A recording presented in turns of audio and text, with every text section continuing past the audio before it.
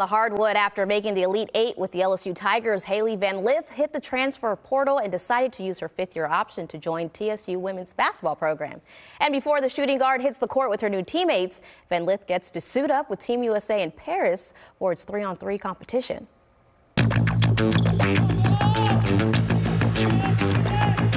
Kind of like prep you as soon as you make your first one. They're like, the odds of you making the Olympic team are very small. Like, a lot of people that make the junior teams don't ever make an Olympic team.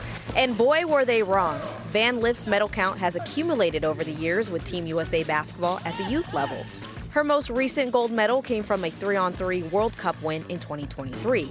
So an invitation to try out to play on the biggest stage at the Olympics, she says it was a no-brainer. In fact, TCU's head coach Mark Campbell was already training her for Paris.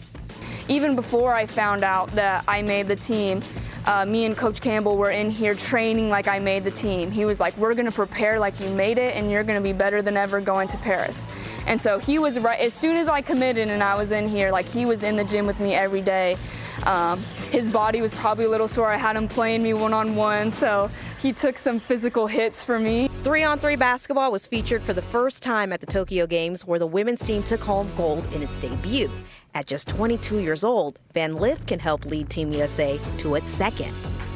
I could never imagine being an Olympic gold medalist and Olympic medalist. I think it just means a lot more. And so I've won a lot of gold medals, and they feel great, and there's nothing like it, and they play our national anthem, and you almost get emotional just because of what it means to wear USA and what it means to represent our country, even from a basketball standpoint. With Game 1 against Germany just days away, Van Lith says she has one thing on her mind. First off, I'm most excited for my first game. I think my first game of, like, wearing, Nike made us a special jersey that only the 3-on-3 teams have. So I think when I put that on and I walk out there and I see my family in the stands and I'm playing in the Olympics, I think that's going to be a very surreal moment for me. It is very cool to see any local talent competing at the biggest stage in any sport. You should be seeing those triple digits next week, Brianna.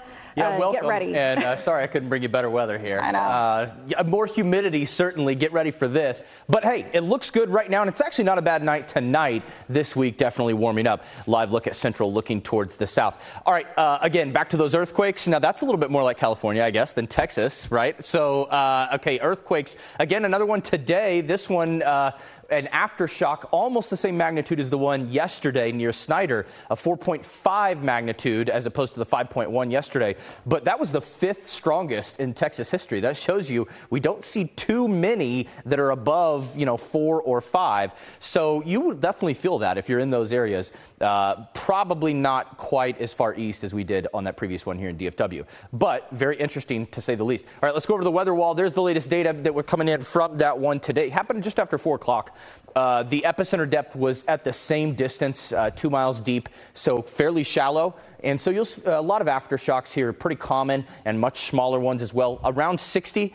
That's not unheard of with this. So again, magnitude 4.5. So you will definitely feel that, and some small earthquakes there as well in Oklahoma, around Oklahoma City, central Oklahoma. All right, live look downtown. Beautiful out there right now. Heat index 87, not bad. Later this week, we will be wanting that number right back.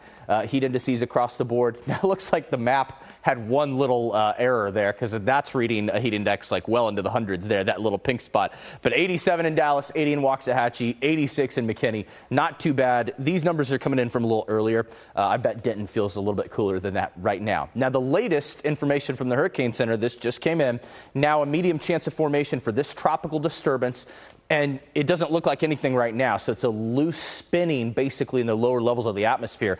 But as that moves west, here the Lesser Antilles, it should get its act together with the lack of wind shear in this area and warmer waters. So the reason we're watching this closely across the United States is it looks like some of the models bring this in maybe to the southeastern U.S. We'll see, but the European model does a pretty good job here. This is a measure of what we call vorticity, spinning in the atmosphere at about 10 to 15,000 feet. So if there were to be development, it would be kind of in this region. So again, the latest European model by Saturday has something fairly interesting getting closer to the southeast U.S. We'll see. Hopefully the trends push that to the east. The good news for us, with all the high pressure that's going to build in over the southern plains, nothing in the western Gulf whatsoever. So take a look at the high pressure. It kind of builds, and you see this whole ridge extending all the way up even towards the central plains, Chicago, the northern plains. And then it will shift back to the west and really build in. And there you go, right there. That's an upper level, very high pressure ridge moving to the west by Friday. And watch how quickly this kind of retreats to the west. And all of a sudden you get these winds at low to mid to upper levels pushing in from the north. So northerly flow.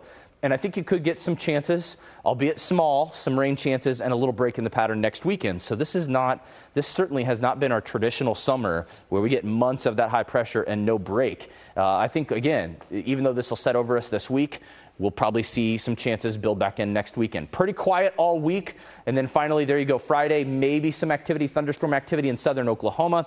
And then it starts to build down. There you go. Pretty spotty as we go through next Saturday, but we're still a ways out. We'll see where that goes. We'll certainly be hot and humid, so we may have a few thunderstorms there. Right now, I still have chances at just 10% tomorrow, mainly south and east, and then 10% by next Saturday. But we've got a lot of heat to get through first, August 1st on Thursday. Hard to believe that. All right, we'll be back after this.